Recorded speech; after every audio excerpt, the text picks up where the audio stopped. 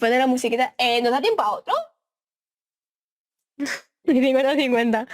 Creo que nos da tiempo a otro. Es que no lo sé. El siguiente, ¿cómo es? Un momentito, que lo voy a mirar. El siguiente vídeo que tenemos es...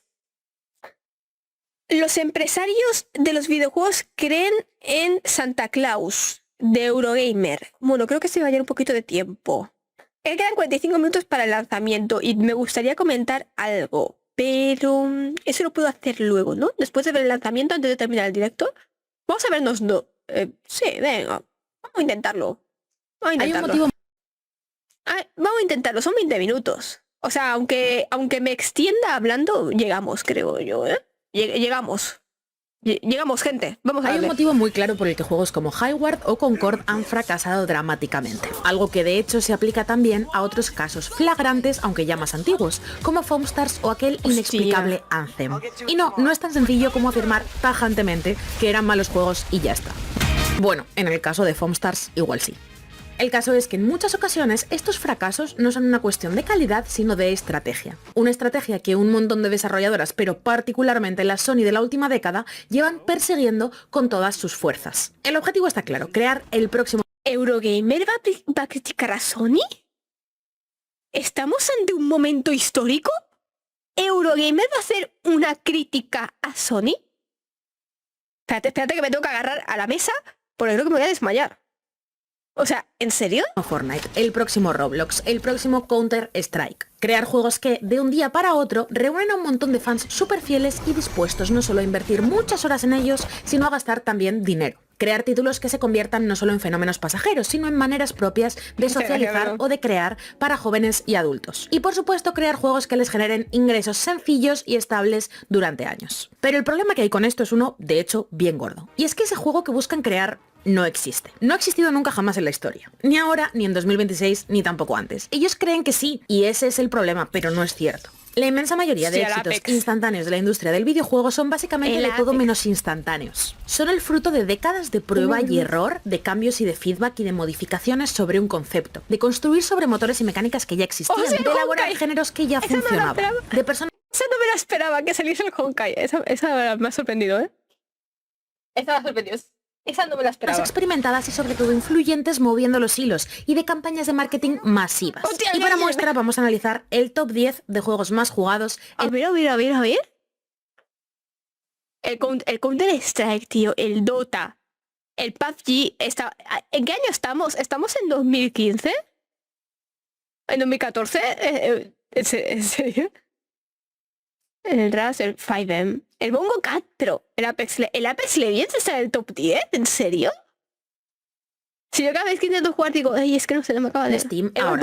Wallpaper Engine. Vale, de Steam. Mismo. Vamos a quitar de la lista por brevedad los dos juegos que lo son más bien entre comillas. Bongo Cat, que es un idle game bastante lindo y free to play, que dejas corriendo de fondo a tus aplicaciones para ganar puntos, y Wallpaper Engine, que también es una aplicación pasiva que sirve para gestionar tus fondos de pantalla. Además vamos a agrupar dos puestos, el de 5M y el de GTA V, básicamente porque 5M es un motor para crear servidores custom del juego de Rockstar, y porque sinceramente GTA V es un juego que a estas alturas tampoco creo que necesite mucha explicación. Pero partiendo de esto podemos empezar a mirar el podio. El trono indiscutible de Counter-Strike 2. Counter-Strike 2 es básicamente el único Counter-Strike que hay ahora mismo, porque reemplazó la versión anterior, Global Offensive, al salir. Así que esta es la plataforma que agrupa a todos los jugadores de un título que salió en el año 2000, y que ya de por sí era un mod de Half-Life que salió un año antes. A Counter-Strike... Todo es un mod de Half-Life. Todo lo que ha salido de Valve es un mod de... Es el Half-Life y luego los mods del Half-Life, ¿no? Se le acredita frecuentemente por ser uno de los motivos por los que muchos jugadores empezaron a utilizar Steam, y es claramente un mérito enorme. Pero ayudó también que el juego fuese absolutamente excelente como experiencia multijugador. Pero aún así, el suyo no fue un camino explosivo de la noche a la mañana, sino el trabajo acumulado de literalmente años.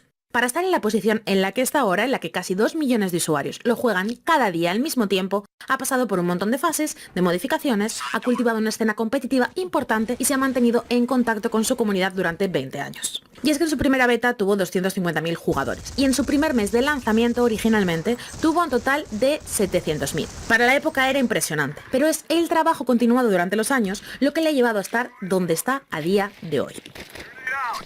Seguimos con Dota 2, un caso bastante similar. El primer Dota se originó de un mod de Warcraft 3 y fue más o menos el título que dio comienzo a los MOBA tal y como los conocemos a día de hoy. Dota 2 se lanzó en 2013 y su público ya de entrada fue bastante amplio, porque pero realmente la gente sigue jugando al Dota, porque esto sí que me ha tomado por sorpresa, ¿eh?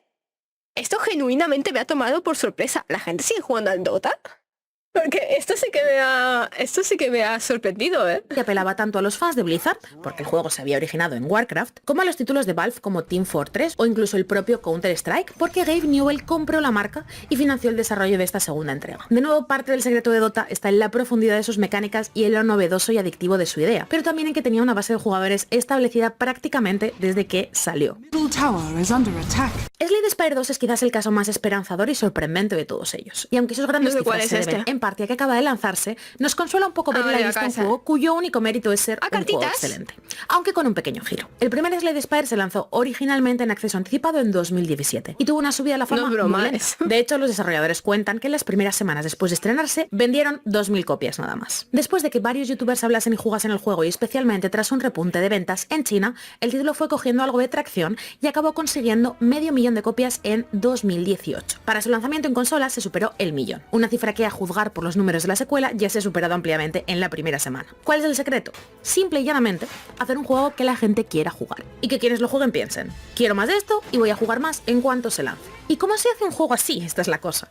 En mi experiencia, ya que yo participé bastante en el Early Access del primer juego, teniendo una buena idea, sin duda, pero también esforzándote mucho, escuchando a la comunidad, debatiendo con ella constantemente y mejorando el juego a través de estas impresiones y estas críticas. Nada más y nada menos.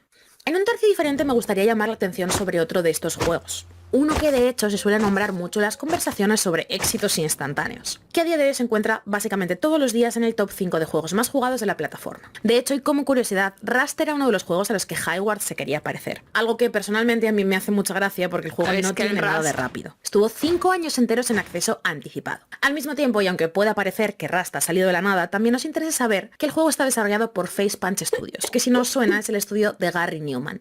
Sí, el Garry's de Garry's Mod. Creo que es una absoluto que Rust sea un juego esa no me la sabía tampoco. Espectacular. Un sandbox de supervivencia con posibilidades infinitas que no ha hecho más que crecer con el tiempo. Al mismo tiempo, Garry's Mod es un título con una comunidad absolutamente masiva y un impacto en la industria del videojuego que siempre hay que recordar. No solo ha sido la plataforma en la que han empezado fenómenos virales tan locos como Skibidi Toilet, que ojo con eso, sino que también ha sido la base para algunos géneros y títulos que jugamos a Hostia, el Prop Hunt, tío. Yo tengo que jugar con mis amigos al Garry's, tío. Y grabar las partidas y subirlas a YouTube. El Prop Hunt, es que el puto mejor juego es el Garry's Mod. Es el puto mejor juego para jugar con amigos. Ni el Among Us, ni el Project Zomboid, ni el GTA. Mierda, eso es mierda. El mejor juego para jugar con amigos es el Garry's Mod. Es el mejor juego. Porque tienes un montón de modos de juego. Tienes que te gusta el Among Us, el Traveling Terrorist Town o el Murder. O sea, ¿qué es eso? Lo de encontrar al asesino. Encontrar al impostor, es eso. Esos modos. Que quiero jugar al escondite o al pilla-pilla. Prop Hunt.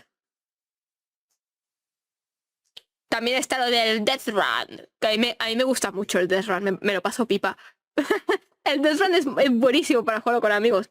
Es que y luego, además, un montón de mods que crea la gente. Un montón de modos de juego que crea la propia gente. Que hay de todo. O sea, de hoy. Incluso si de hecho las reviews que tuvo el mod en su publicación original en 2004 fueron negativas en gran parte, el desarrollador fue añadiendo pequeñas modificaciones durante los años y terminó por lanzarlo como juego independiente con apoyo de Steam. Rust tampoco es ese éxito instantáneo que las empresas creen que buscan. Rust es una evolución de Garry's Mod y el resultado de mucho trabajo duro, mucha ambición y mucha consistencia a lo largo de los años. Llegados a este punto, la cantinela os empieza a sonar.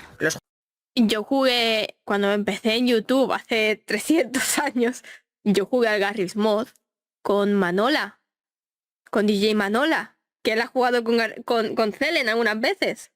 Tenéis los vídeos súper antiguos, o sea, jugué con el grupito de Corvus Clan. O sea, no con Corvus, pero sí con varios de su grupo de aquel entonces. El Manola, el Ramstein, el señor Huevito. Esos del grupo de Corvus Clan, algunos de esos, yo jugué con ellos y subí la partida. Hace años, o sea, si lo vais a ver es de hace años, tío. De hace años. Pero si seguís a Celendas, Celendas ha jugado algunas ocasiones con Manola. Algunas veces ha jugado con él.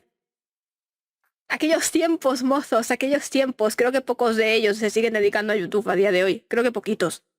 Pero bueno. Juegos que tienen el éxito que buscan los ejecutivos, los encorbatados o como queráis llamar a los que manejan el dinero, son fruto de un trabajo muy lento, muy específico y muy consciente que se extiende durante años o décadas. Y os podría contar algo bastante similar para juegos como Path of Exile o Apex Legends, que se lanzaron en 2013 y 2019 respectivamente, y ahí siguen. Pero sí que me gustaría hablar un poquito de PUBG. PlayerUnknown's Battlegrounds es un juego tan anclado en su tradición que de hecho lleva el nombre de un señor en el título, lo que ya os puede hacer pensar que apelaba de manera directa a quienes ya le seguían y valoraban sus juegos. Antes de básicamente inventar el género Battle Royale, PlayerUnknown era uno de los muchos usuarios que se dedicaban a hacer mods de Arma 2. En concreto, su mod más popular era un mod de un mod, una especie de expansión basada en la película Battle Royale para DayZ, el mod de zombies de Arma 2, que más tarde también se convertiría en su propio juego. Estamos aquí hablando de las ligas mayores, ¿eh? El de PlayerUnknown en Arma 2 y el posterior Arma 3 le llevaría a trabajar para la ahora difunta Sony Online en H1Z1, otro juego online que se lanzó El H1Z1, ni me acordaba de esa mierda. Yo jugué a esa mierda. Ni me acordaba de la existencia. Hola, estoy reviviendo el pasado, pero muy fuerte, ¿eh? Con este vídeo.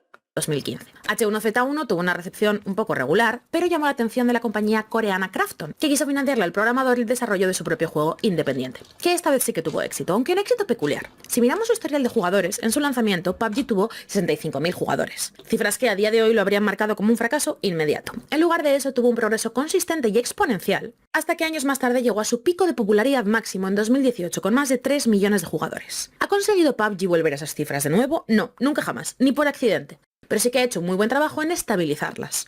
Entre 2019 y 2026 el juego mantiene constantemente entre 400.000 y 800.000 jugadores al día sin excepción. Imaginaos ahora que después de ver esos datos, Krafton simplemente hubiera decidido despedir a los desarrolladores y cerrar después de 2 semanas. Quizás entonces se habrían perdido los más de 17.000 millones de dólares en ingresos que ha generado el juego. Porque esa es la cosa, los desarrolladores de Highward, la Sony de los últimos años, buscan algo muy concreto, igual que muchos otros. Un juego que estalle, que sea un éxito desde el día 1 y que pueda seguir capitalizándose durante al menos la siguiente década. Pero están ignorando la realidad de la industria, que es que esto no ha sucedido nunca antes, no ha sucedido nunca así. Hace poco vi a un desarrollador describir esta especie de fiebre del oro de los juegos como servicio de una manera que me llamó la atención. Comentaba que todas estas empresas están corriendo como locos, gastando todos sus recursos y jugando con la vida de sus empleados, tratando de encontrar un arco iris con la esperanza de que detrás de él haya un leprechaun con un gigantesco caldero de oro. Y llegados a este punto, es más que evidente que ese caldero de oro no existe. Pero entonces, ¿por qué siguen intentándolo?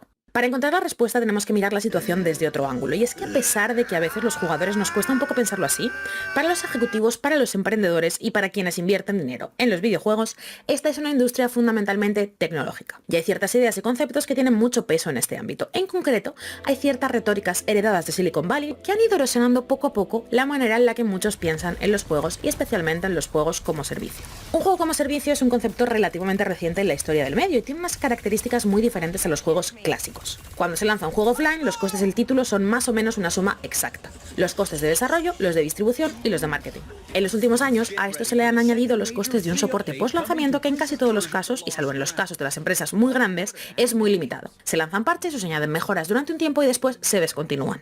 El coste de un juego como servicio es un poco más imprevisible, un poco más como el de una tienda o incluso un restaurante. Necesitas un flujo de contenido constante para poder atraer jugadores, pero especialmente en el caso de los free-to-play, nada te garantiza que la mayoría de esos jugadores gastarán dinero en el juego. Los juegos muy tacaños respecto a su monetización... Pues imagínate en uno que costaba 40 euros con el puto Concord.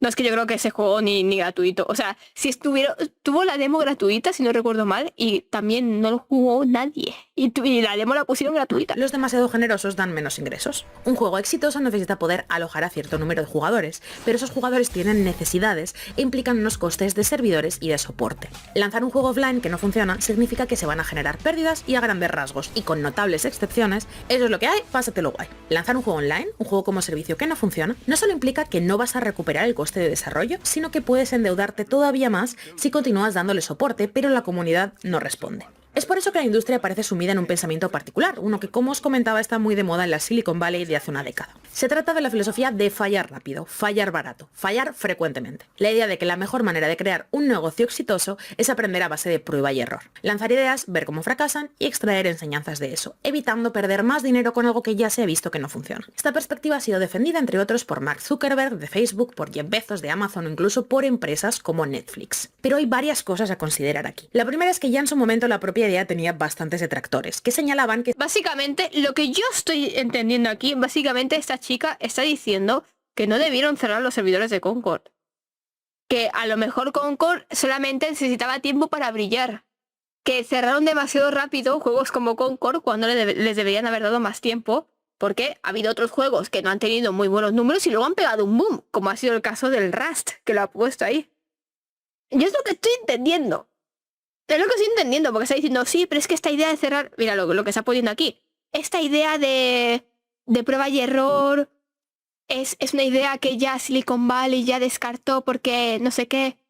Esta idea pecaba un tanto de sesgo del superviviente. Zuckerberg o Bezos habían probado ideas innovadoras y se habían permitido fallar y les había salido bien, pero no incluían en sus historias a las decenas de miles de startups que cada año fracasan estrepitosamente y no pueden permitirse reinventarse. La segunda es que incluso así no parece particularmente buena idea aplicar este concepto a la industria del entretenimiento, en general y a los ámbitos creativos en particular, porque por norma general el cine, la literatura o los videojuegos no se rigen por unas normas tan directas. Los juegos son populares cuando son buenos juegos, pero a veces son populares porque son originales, aunque en otras son tan originales que no tienen éxito, hasta que alguien años más tarde les replica de una manera más digerible por el público. Algunos se ponen de moda porque los juega uno o varios streamers, otros son cruelmente vapuleados por los mismos y se convierten en ovejas negras. Otros consiguen encontrar su público porque apelan a un nicho de mercado tradicionalmente denostado, aunque los hay que son demasiado de nicho como para tener público. Un juego puede no tener una jugabilidad particularmente buena, pero encajar entre un público masivo por su diseño de personajes. Otro puede tener unos gráficos horribles, pero ser tan divertido que todo el mundo habla de él. No quiero decir que detectar lo que va a tener éxito o lo que no en otras áreas sea súper sencillo. ¡Hostia, pero el Resistance! ¡El Resistance! ¡Hostia, no me esperaba ver el Resistance en ningún vídeo, de nada! O sea, pensaba que ya nadie se acordaba de eso. Pensaba que yo era la única persona del planeta que aún jugó, que jugó a esto. A ver, y no me arrepiento, era un juegazo, tío. O sea, fatal, lo gestionaron fatal, porque se volvía súper repetitivo, no había contenido y nada. O sea, te jugaban los 3 primeros mapas y no había ninguno más. O sea, si llegasen a ponerle más contenido y todo, es que tiene un juegazo, es un Dead by Daylight, pero de Resident Evil. O sea, bueno, y con más cositas, no es reparar generadores, pero es eso, es la misma mecánica. 4 sobrevivientes, un asesino. Lo que pasa es que el asesino es omnipresente y te va puteando a través de cámaras hasta que tiene hasta que se le llena la barrita, que no me acuerdo qué era exactamente, la barrita, y puede invocar a su monstruo, que a veces era el Némesis, a veces era un Tyrant, y todo eso, y entonces el monstruo te va persiguiendo por el mapa. Que era muy... la idea era buena. La idea era buena, la verdad es que no sé por qué funcionó. Yo creo que era por eso, porque se hacía repetitivo, porque lo sacaron y apenas metieron contenido, no metieron casi nada de contenido, ni mapas nuevos, ni personajes nuevos, apenas haya cosméticos, o sea... La idea era buena, o sea, me dio mucha rabia que fracasase. Claro que acertar en las áreas con más elementos subjetivos es muy complejo. Ante esa tesitura, las grandes editoras han decidido simplemente intentar absolutamente todo lo que se les ocurra. Cuantas más veces lo intenten, más posibilidades hay de acertar. ¿No? Hasta la fecha, la verdad, todo apunta a que no es así. Hay un juego en concreto, eso sí, que ha conseguido más o menos posicionarse de la manera en la que los títulos de Sony o el propio Highward hubieran deseado hacerlo. Una pequeña anomalía. Aunque Arcriders solo lleva unos meses en el mercado y es pronto para sacar conclusiones sobre, por ejemplo, cómo se mantendrá a largo plazo, sí que es una pequeña muestra de que se sigue pudiendo tener ideas que funcionan. De que no todos los juegos como servicio están condenados a fracasar en el panorama actual. Y quizás es mucho más interesante sacar lecciones de aquí que seguir corriendo para acabar chocándose una y otra vez con el mismo muro. Porque aunque a día de hoy parece mentira, la verdad es que el desarrollo de Arcriders no tenía particular buena pinta. Al menos eso es lo que nos hace pensar el hecho de que el título se anunciase originalmente en 2021. El tráiler no terminaba de desarrollar del todo cómo se jugaría, pero mostraba bastantes imágenes de gameplay y en ese momento el juego llevaba creándose desde 2018. Según explica Patrick Soderlund, el CEO de Embark y una de las figuras más importantes en la saga Battlefield, después de mucho prototipado, Arcriders era en ese momento un título centrado en el PvE y que por norma general resultaba demasiado difícil y demasiado complejo de jugar, según sus tests internos. Esto fue lo que les llevó a reiniciar el proyecto por completo en 2022 bajo un nuevo productor ejecutivo. Fue en ese momento cuando se introdujo el factor PvP. No fue, de hecho, hasta 2023 cuando el juego empezó a definirse definitivamente como lo que es hoy, que es un extraction shooter. Aunque Arcriders fue reiniciado en ese tiempo, Embark lanzó otro título. The Final será un free to play con un enfoque muy centrado en la destructibilidad del entorno y la interacción con él. La verdad es que las imágenes eran muy impresionantes cuando las vimos por primera vez, pero en su lanzamiento en 2023 tuvo un éxito moderado. Aunque alcanzó un pico inicial muy elevado que pilló por sorpresa al estudio, con más de 200.000 jugadores, pronto decayó hasta apenas 10.000 al día. No fue un fracaso máximo, pero sí tuvo problemas reteniendo a su audiencia. Las lecciones aprendidas en The Finals hicieron que el estudio pudiera redondear la propuesta de Arkriders. Una de las decisiones tomadas, de hecho, fue el no hacerlo free to play. Por otro lado, el estudio aprendió de mejor manera cómo manejar la cadencia de contenido para atraer a los jugadores, y cómo pulir el bucle jugable para mantenerlos interesados incluso después del boom de los meses iniciales. Así que Arkriders tampoco es exactamente un éxito instantáneo, viene de la mano de algunos de los veteranos más sonados de la industria dentro del género, y su antecesor le sirvió al equipo para contrastar qué funcionaba y qué no en su aproximación a esto. Esta persona debe de ser la única persona que ha salido de EA que es decente. ¿Sabéis eso de que no te fíes nunca de alguien que haya trabajado en Electronic Arts o en Blizzard? Pues creo que este señor, el que hizo Arkriders, creo que es la única persona decente que ha salido de ahí. Títulos. Al margen de esto, creo que en el reinicio de Arkriders se tomaron decisiones muy interesantes, y la primera es paradójicamente emular a Fortnite, pero no pensando en Fortnite de la manera en la que muchos otros grandes nombres lo hacen, como una máquina de dinero en la que cabe todo y que se mantiene prácticamente sola, sino pensando en él de manera más realista, como una historia que comenzó con un tropiezo, pero que supo pivotar de manera inteligente hacia un modelo que sí tenía sentido, y que remodeló la industria. Porque, y esto ya nos pilla por sorpresa si habéis llegado hasta aquí, Fortnite tampoco fue un éxito instantáneo. Para empezar, era una apuesta jugable que venía de una de las empresas más influyentes de la industria. Epic Games tenía un nombre absolutamente sobrado, primero por su serie Unreal y por Gears of War, pero segundo, y quizás más importante, por la creación del motor Unreal Engine, que una cantidad absolutamente masiva de títulos utilizan y que de hecho es en cierta medida un signo de cierta calidad técnica y gráfica. Fortnite Save the World se anunció en 2011 y se lanzó en 2017, y en ese momento era un juego de pago. Y de hecho no era el juego que conocemos ahora, sino un looter shooter PvE con elementos de sandbox y tower defense, que pretendía, según las palabras de la desarrolladora, mezclar Minecraft con Left 4 Dead. Su acceso anticipado tuvo una recepción razonable y se estima que se vendieron como 1 millón de copias o una cosa así, pero el verdadero boom vino cuando el modo Battle Royale, que a día de hoy se ha convertido en el juego principal, se lanzó como free to play en el año 2017.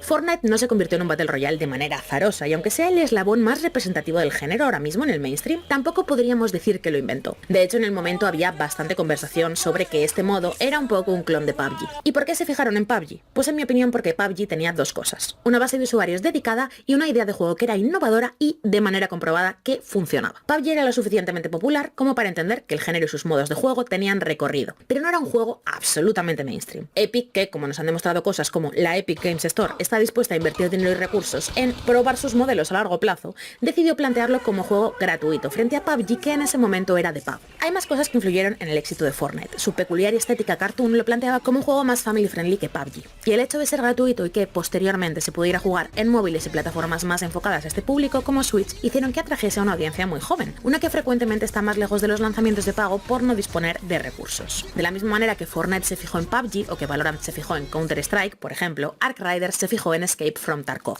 Tarkov es un título que lleva haciendo ruido desde su primera beta cerrada en el año 2017 y que mantiene su... ¿F Tarkov? ¿F? ¿F del chat o no F del chat? Su base de usuarios. De hecho, a muchos os sorprenderá que técnicamente su lanzamiento oficial no fue hasta finales del año pasado. Arkriders no es el primer juego en tratar de capitalizar el éxito de los extraction shooters lanzándolos al mainstream, pero sí que creo que es el que mejor entiende cuál es su atractivo. Títulos que vinieron de grandes compañías como Rainbow Six Extraction o Battlefield Hazard Zone trataron de emular la fórmula sin aportar demasiado que la diferenciase. Los casos más exitosos antes de Arkriders han sido Delta Force y Arena Breakout Infinite.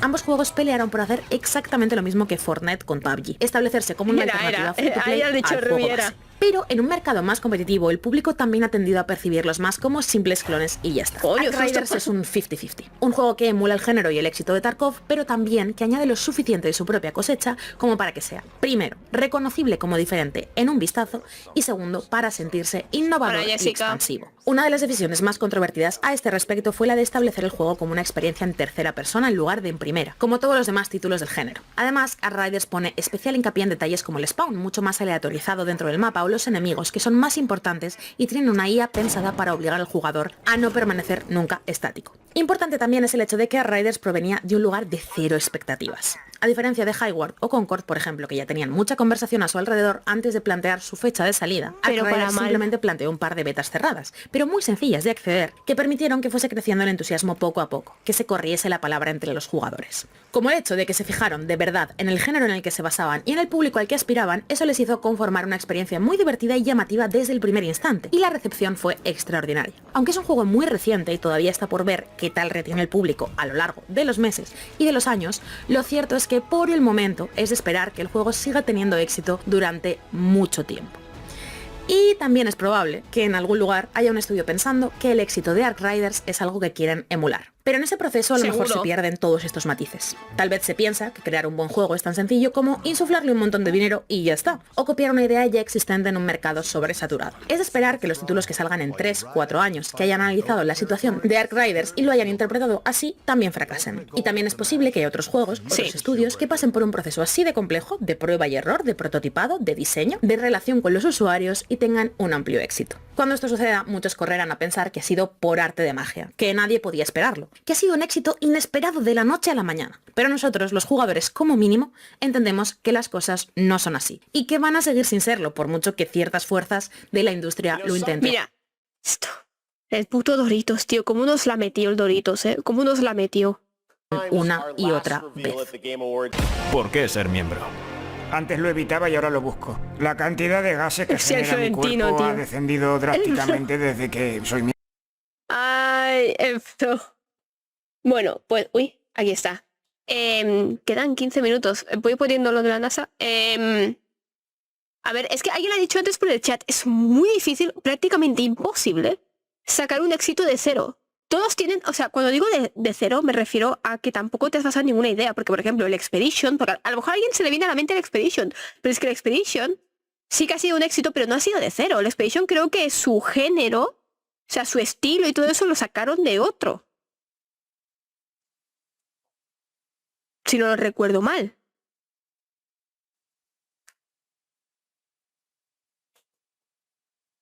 Y, o sea, aquí a ver alguna cosa así de cero, entre comillas, que se me ocurra. Aparte del Expedition. Mira, el Gozo... No, el Gozo no, el Wukong. El Black Myth Wukong. Eso es un Souls-like, ¿no? O no, es que no lo he jugado. Me gustaría jugarlo porque dicen que es muy bueno, pero no lo he jugado. ¿Eso es un Souls-like? ¿Es un RPG? Que no... ¿No? Ah, bueno, sí, Ruby, lo que has puesto tú. Sí, lo que has puesto tú. ¿No? ¿Que es un RPG? Bueno, pero ¿qué es eso? Que es otro juego que también mama mucho de otros. O sea, no... Un hack and slash, vale. Vale. ¿Veis? Son juegos que maman mucho de otros. O sea, sacar un juego completamente de cero, o sea... estoy pensando en alguno.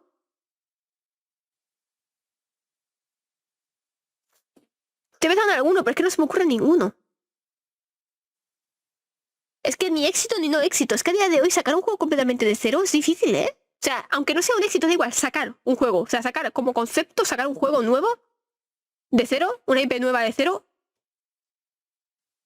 Es que ya todos los juegos sacan de un lado de otro. O sea, tú les preguntas a cualquier desarrollador, a cualquier jefe de desarrollo, y le preguntas, ¿de dónde habéis sacado la idea? Y siempre te va a mencionar algo.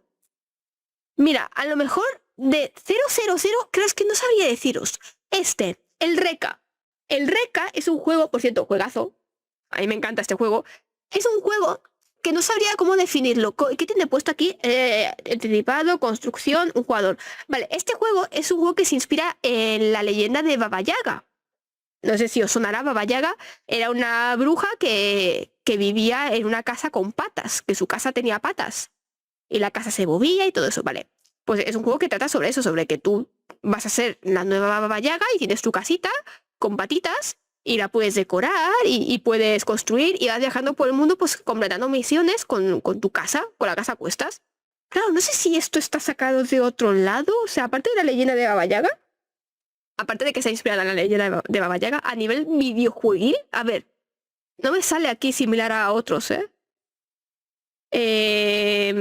aventura, casual, indie, rol. Al menos invítame a cenar, porque me gusta comer bien antes de que me jodan. Qué guapa está hoy, jefa. 10 décimos corazón brillante. Hombre, si lo quiere decir más veces y donando sobre todo.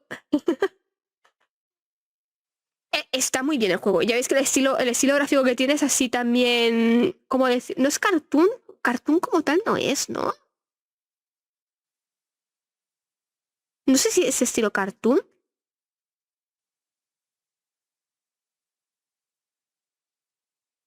Pero mira cómo se ve. Es que además se ve muy bonito, se ve bonito. Sí que es verdad que se ha anticipado, pero bueno, queda otro tema.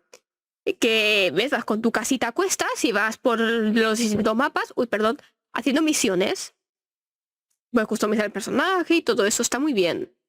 Yo creo que esto es bastante original. No sé si es 100% original o este juego ha sacado mecánicas y cosas de otros lados, pero está muy bien.